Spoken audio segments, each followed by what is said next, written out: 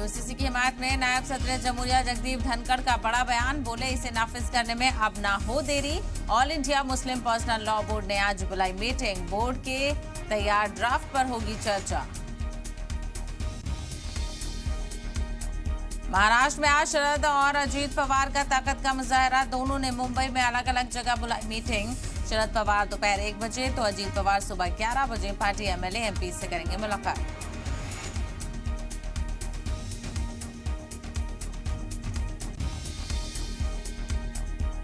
ताकत के मुजाहरे से पहले शरद पवार को बड़ी राहत, अजीत पवार खेमे में शामिल हुए अमोल कोहले ने एमपी ओहदे से इस्तीफा देने की जताई ख्वाहिश, ट्वीट करके शरद पवार का साथ देने की कही बात।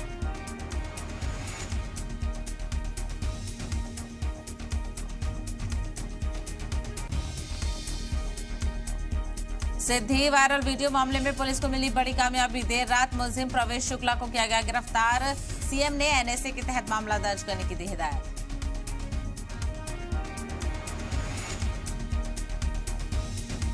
एवी हेडलाइन।